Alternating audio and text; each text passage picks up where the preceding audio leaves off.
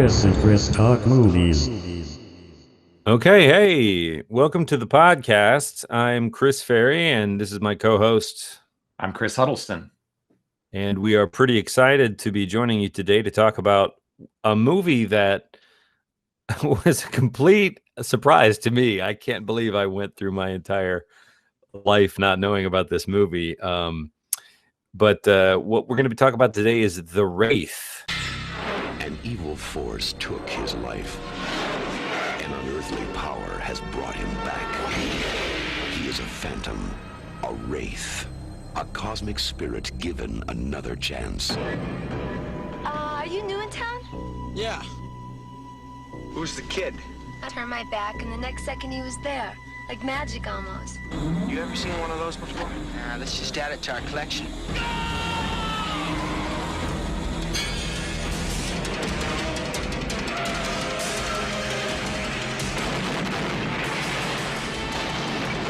There's a kid out there using his car to kill people. Not that it's such a big deal, since it seems to be your gang he's got it in for. Hold on! Grab the shotgun, Mama Luca.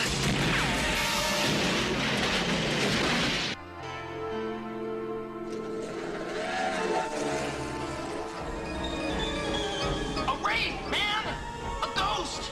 An evil spirit, and it ain't cool! What are you doing? Packard, stop! Get in the car! What are you doing, man? You Get out of my face, Burger Boy! You wind up dead like your brother!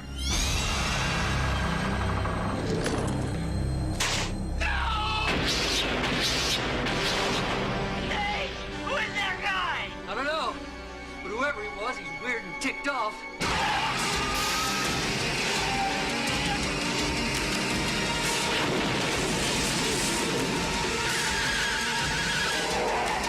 I see his eyes, Loomis!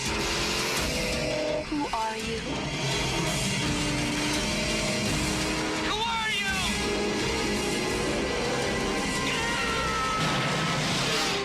The Wraith.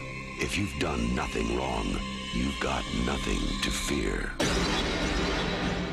Chris, do you have a synopsis prepared to share? I do. I tell you what I'm going to do is I'm going to just read from the IMDb, their summation. It's short, but it's pretty great.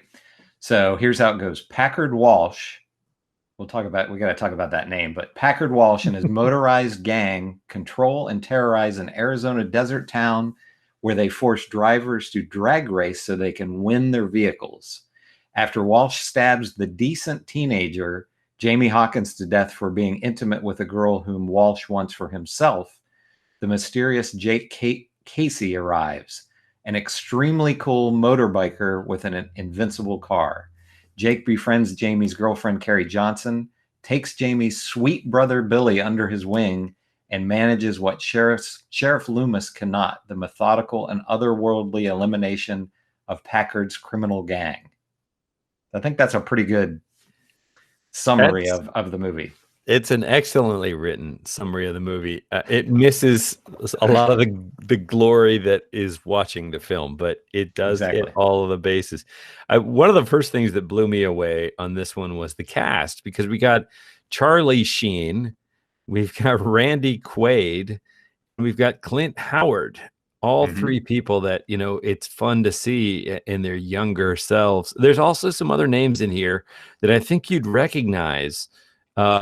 Whether or not you know the names, it's full of faces that look familiar. Exactly. You also have Sherilyn Fenn. Now, I don't know. Are you a Twin Peaks fan at all? I never got all that into. I'm ashamed to say, I never got all that into Twin Peaks. I wanted to like it, when it originally came out. It was such a hot thing, and I never really got into it. But the third season, which David Lynch just did a couple of years ago, you really don't have to watch the first two seasons at all. That's a must watch. You have to watch that. It's just insane. I mean, it's we can talk about that later, but the third season of Twin Peaks is just amazing. But anyway, so Sherilyn Fenn was famous from that. She has a lot of acting credits. I don't know that a film career ever really materialized for her too much. But, you know, she's another, you know, she was kind of on the brink of stardom at the time. And Charlie Sheen, I saw an interview with him a couple of weeks ago around the time that I watched this movie. This was the same year that he did Platoon. And Oliver Stone was really upset with him for doing this movie. That is awesome. Yeah. So, you know, he does this. I don't know if did he win an Oscar for Platoon? I know it was an Oscar, you know, nominated, but it's like I you don't go remember. from this to, I think Platoon was like a few months after this when it came out. I thought you were going to say, did he win an Oscar for this? No, he should have. Decidedly not. But that's fascinating, the proximity of this to that movie, because there's just I'll just, it's a terrible movie, but it's also a great movie. And I think it's so rare to find one that is both simultaneously, that has so many flaws and imperfections that you think, oh, this is awful, but you can't stop watching it. And there's lots and lots to love in it too. Oh, for sure. This is the definition of so bad it's good. And, you know, this is one of these movies, and I think this is where 80s movies are so different from movies today. The cast and crew had to know that this was a dumb movie, but it seems like this was made earnestly.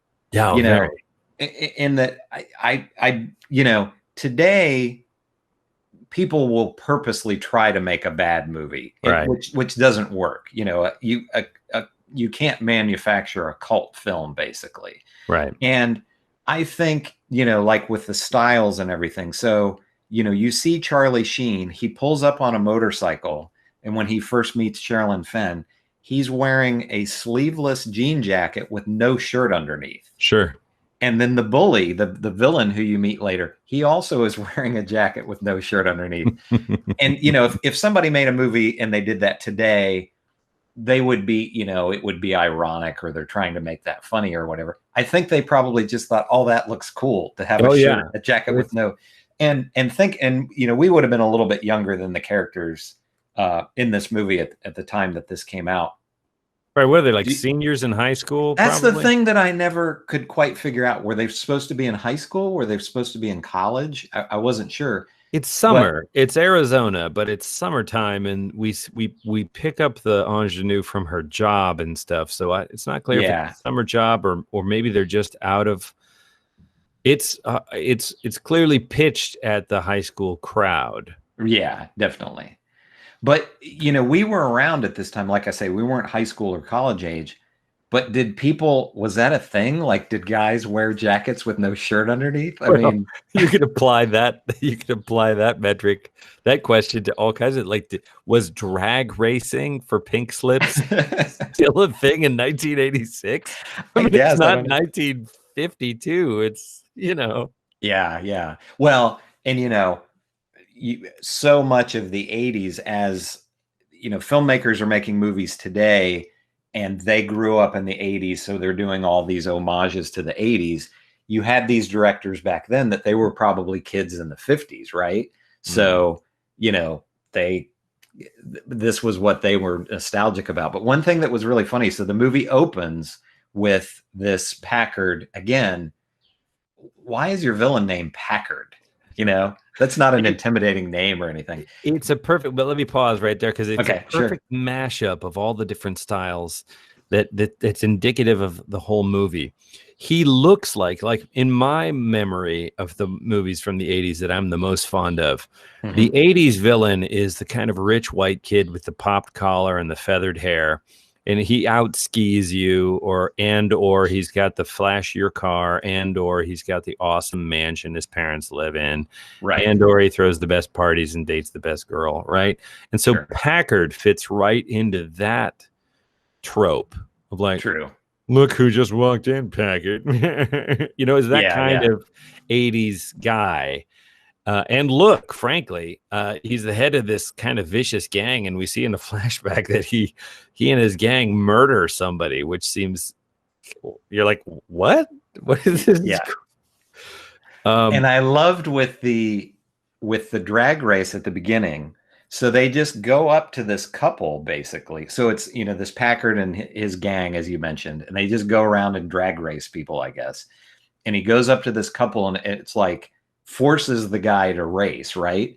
And they make by threatening his girl, by threatening the girlfriend. Yeah, exactly. And they make some kind of a comment.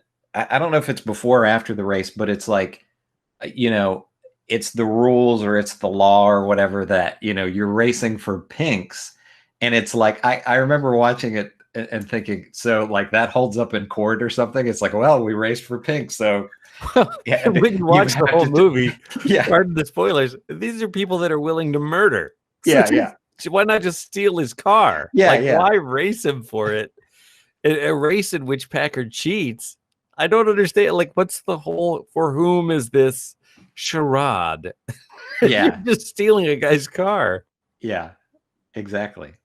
And and then you have, so when Charlie Sheen, when the car appears, right, it's just sort of these orbs come out of the sky, and then they form the car or whatever.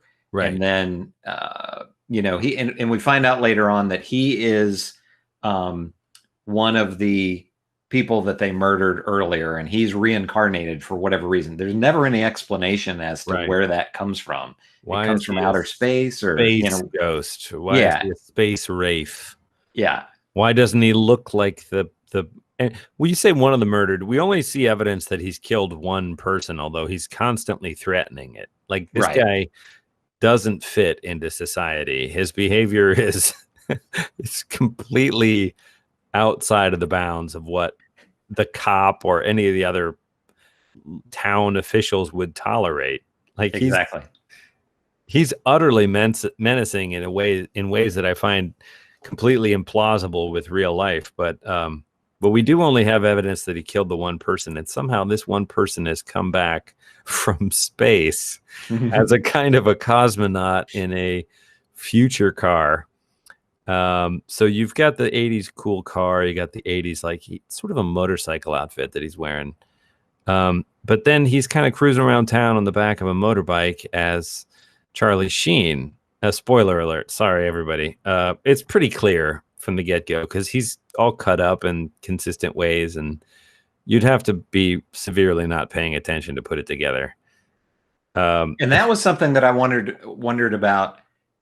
Is it, it's obviously a mystery to the characters. The characters don't find out, they find out as they go along, and some of the characters don't even discover until the very end who he is. Right. As the viewer, is it supposed to be a mystery? I mean, like you said, it's obvious from the beginning, but are you supposed to, is it supposed to take you a while to piece it together? I think so. I think there's supposed to be like these telltale clues. Like, he goes to the beach and meets the scars deceased. On his back. So crazy scars. Yeah. And like one on his neck. And it's like so severe that you'd comment on it. I mean, you would try and do, if you were a nice person, you would do it in a polite way, but you'd be like, are you okay?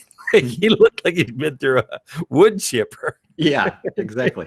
And why is he a totally different person, but he has these scars? I don't know. And then there's this sort of other thing that's like, as people die. So he uses this race trope to kind of get the gang back. And one at a time, we work our way up to the boss fight. And he basically, what he does is he uses his supercar to get out in front of him. And then he pulls, into a perpendicular position, and they crash into his car, and the whole thing goes up in flames. And then the car just sort of reforms out of light or whatever. Mm-hmm. When they pull the body from the wreckage, instead of being all burned and mutilated, it looks perfectly normal, except like it's been sucked of all its life essence, right? And the eyes are all empty, and it freaks everybody out.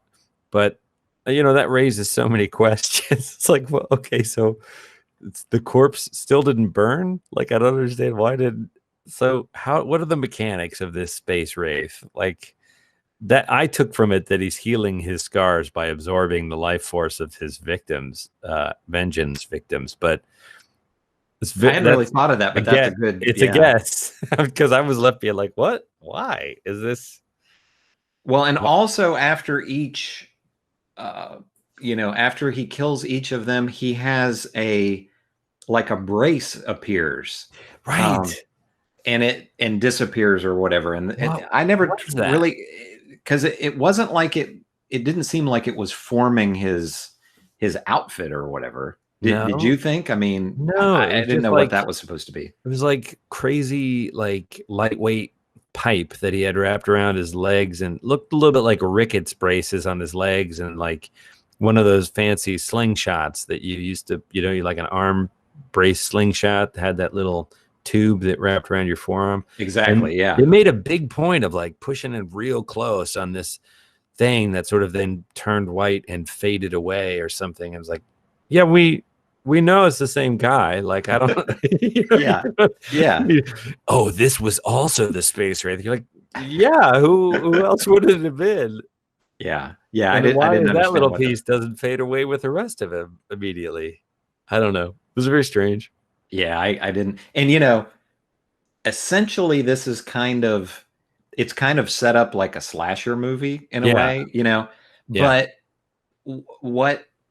what it lacks that, say, like the Friday the 13th movies or something like that have, there's no creativity in the kills. They do the same thing every time. He just drives through their car and it blows up, Right.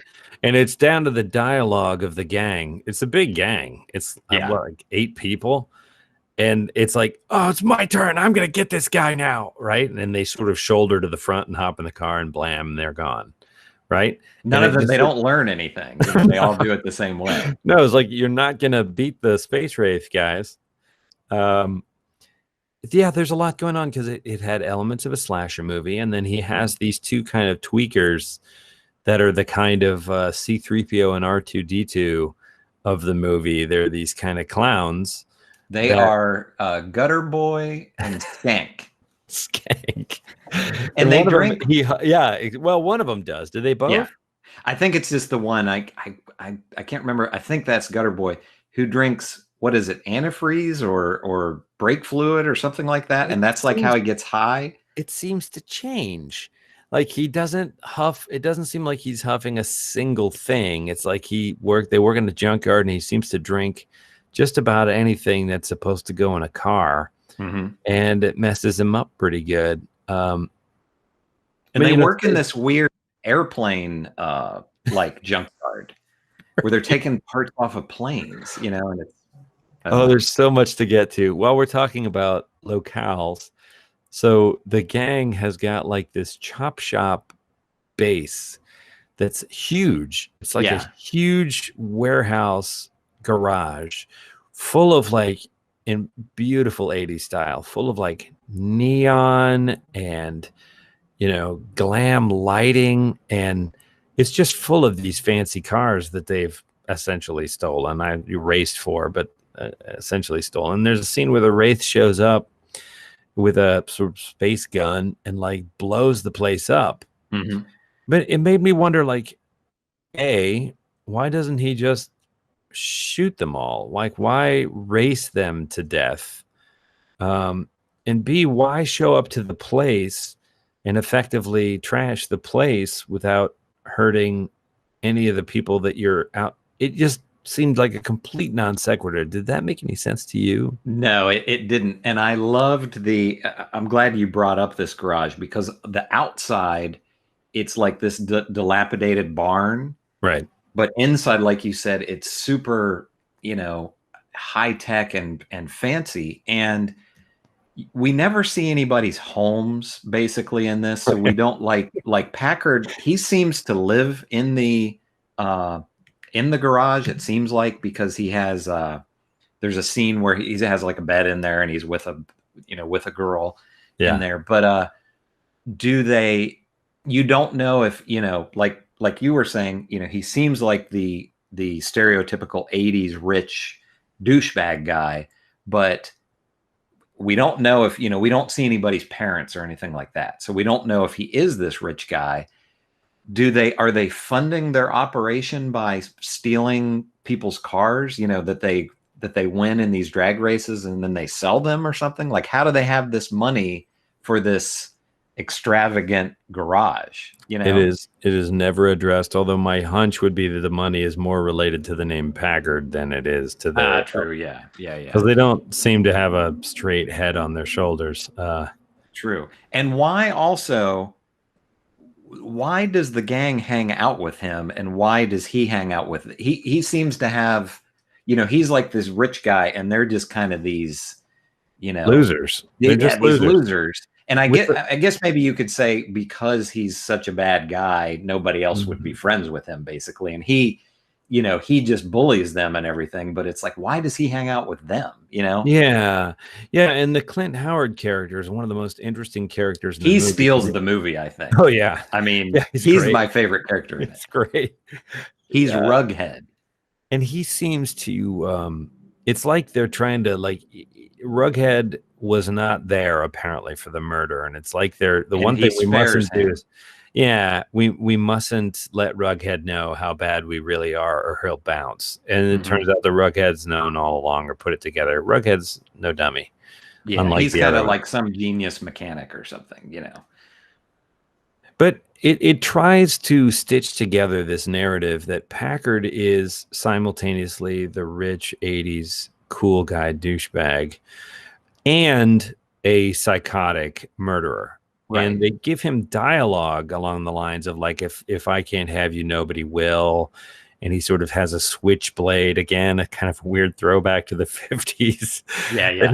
That it doesn't look like he's ever held before. Like he's sort of fondling it the way you might try and balance a knife in your hand. It's just, and he sort of caresses her cheek with it. There's no real menace to this performance whatsoever, except for everybody else acting like, oh, I can't defy Packard or else, I don't know, he'll kill me or something. Right. It's extremely bizarre. Oh, sure. And it doesn't ever appear that she is his girlfriend, that they really have a relationship. He just goes around and if he sees her with another guy, he gets mad. Now, the actor that plays Packard is Nick Cassavetes. Do you know anything about him? Nick Cassavetes. I don't. He is a director. He directed The Notebook. He directed The Notebook, John Q, another movie called My Sister's Keeper. That's where I know the name. Yeah. And it looks like he's directing they're doing a remake of The Roadhouse, and it looks like he's going to be the director of that. Unbelievable. We got to see that one. Oh, yeah. So, I mean, he's, the guy has gone on to... Related to John Cassavetes? I'm assuming. I don't know for sure, but yeah, I would think. Oh, yeah, it is. Son of actress Gina Rowlands and film director John Cassavetes. Yeah. So and that's another thing that's funny about this is, Sherilyn Fenn, she was young. She looked like she could be a high school kid, or, Charlie Sheen, looks young in this, but Nick Cassavetes looks like he's 30, So again, it's like that just kind of lends to this bizarre, which they've kind of always done that with movies, have 30-year-olds, playing high school kids, but I mean, he just seems so much older than her. That's crazy. That is crazy. And then we have Randy Quaid as the sheriff, who is Quaid, and he had to, his dialogue is so. I took a couple of quotes. I just want to read a couple of these because there's one line where he says, now this isn't his line that's great, but he says, I don't need a warrant when I have this badge. And Gutter Boy says, but we know our constipational rights. Yeah. That was a great line. That's a classic. He says, okay, pal, time to drain the drug overdose sloshing around above your eyebrows and tell me who the dude was driving that other car. And then later he says, well, you listen good, skank. I know it's going to be hard with your melon on chemical overload, but there's a killer out there, and I'm going to track the hairball down. So when you two craterheads get finished mining for nose gold and you get a relapse of memory, you let me know, huh? I'm just a phone call away. I'm just a phone call away. Yeah, I mean, he's chewing up scenery in this movie big time. You know, I think maybe some of the other people are trying to be serious, but he knows he's in a ridiculous movie and he's having fun with it. And I will say something about him as an actor is, you know, you can't take your eyes off him. Cameron loves him, and he's just everything he does. There is one scene where he witnesses, I think he sees the space card fly away and it sort of turns into light or something. And there's this reaction shot of him watching that happen where he looks genuinely stunned. And it's a laughable moment in the film, but it really lands like, and he's a funny looking guy. He's got that huge gap in his teeth and he's got kind of buck teeth. But he is the quintessential film star in the sense that you just can't take your eyes off of him. Yeah, it's a shame that he, you know, apparently kind of lost his mind a few years ago, because obviously, I mean, you know, he had some great roles in the 80s and 90s, you know, with well, you know, this is underappreciated, I think, this movie, but you know, the vacation films, you know, and all that. Sure.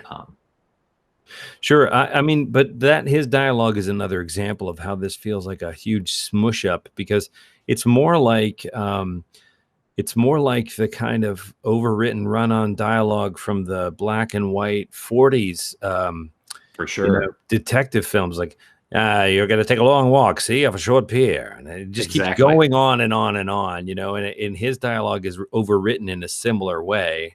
It felt like they tried to update a little bit for like 80s lingo. Right. But nobody else in the film speaks like that. No.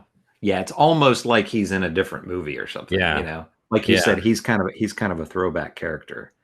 And, you know, kind of getting back to the 80s, the difference between 80s movies and now, I have a theory, and this isn't an original theory at all, but I always just wonder, you know, movies at this time, everything was so weird then. You know, movies were weird, fashion was weird, music was weird. You know, we were kids, we were in the middle of it. So, you know, you don't necessarily notice all this until you look back later.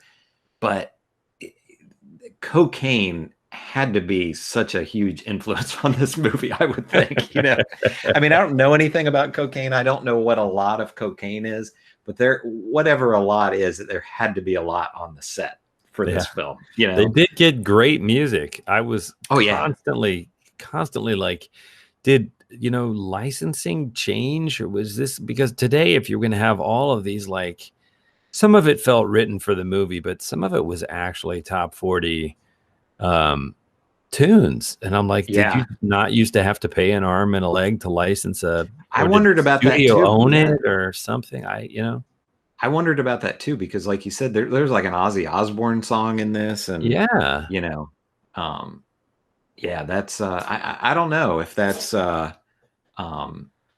know, if it was just easier to license music back then or not.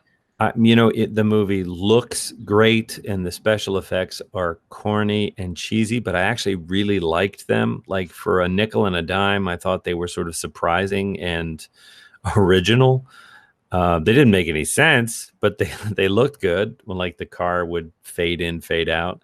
The style was extremely nostalgic for me. It took me right back to high school when everybody, you know, was rocking those popped collars, and there was a kind of short skirt that it wasn't as short as skirts had ever been, but there was just something about it. Maybe it was the pairing with a pair of cowboy boots or something that, you know, it took me right back to that time in my life when there was the sort of awe of the opposite sex, awe of girls, and the pretty girls in particular. Sure. And the fact that the soundtrack was so of the time and so top shelf, it just made the whole thing, it elevated the whole thing. And so you got to really enjoy it on those levels, and still look at the places where not only the dialogue was weird, but the logic of, like, human beings simply don't act this way. Like, when somebody does this, another person in their presence would certainly never do that, right? and the movie's kind of shot through with places where you felt like, oh no, something totally different needs to happen in the movie. Like, okay, well, we'll just make it. There's a couple places where it just takes a left turn off the page, and it's like you say, but you're just throwing out logic to get from A to B here. It happens a lot. Oh yeah, definitely. But hey Chris, a hugely entertaining movie. Yeah. I don't know if you're picking this up or not, but my dog is like, she's walking around and sniffing and stuff. I don't know if that's coming through on the... I'm not hearing it, although maybe we're recording it. That's cool. What's your dog's name? Olivia. Olivia. Which I can take her in the other room and just put a gate up if you think it's going to be a problem. No, I don't think it's a problem at all. Okay. In fact, I'm just keeping an eye on the time. We're kind of coming down to it. Do you want to shift over to kind of summarizing your thoughts? I mean, I would say for me, highly recommended. Oh yeah, you got to check out this movie. There's just so much to delight in here. And like we said before, so you weren't aware of this movie at all, right? When I told you about it, I had never heard of it. Okay, I was aware of this movie, but only in the last couple of years. I think it's kind of gained a cult following fairly recently. I don't know how we missed this when we were kids, because I think this would have been something that we would have been obsessed with. Oh, yeah. But my brother-in-law is, he's about 6 years younger than us. And I actually watched it with him a couple of weeks ago. And this was one that he and his brothers watched when they were kids, because he said it was on HBO all the time. Oh. And so, yeah, this is one of these movies that it's definitely underappreciated. As I said, I think it's over the last few years has started to gain kind of a following. It's not available on Blu-ray as far as I know. I think so. We watched this on Tubi. That's where you watched it, right? That's correct. Yeah, and there's ads they push in, but it's not. Yeah, but it's a good print. It looks really good. I thought, but I guess this was last. I guess this came out on DVD in like 2010 or something like that. So this is prime for like Shout Factory or somebody like that to make a really high quality Blu-ray of this. But yeah, this is as I said before, this is kind of the definition of so bad it's good. This is a movie where, it doesn't seem like they were intending to make. I think they knew it was funny in some ways because of the dialogue and everything. But I think in a lot of ways they thought, oh, this is cool. We're going to have this cool car and everybody's going to wear these cool outfits and things like that. And so this is kind of the perfect movie to just, watch with some friends, with some beers, and yeah, this is highly recommended for me.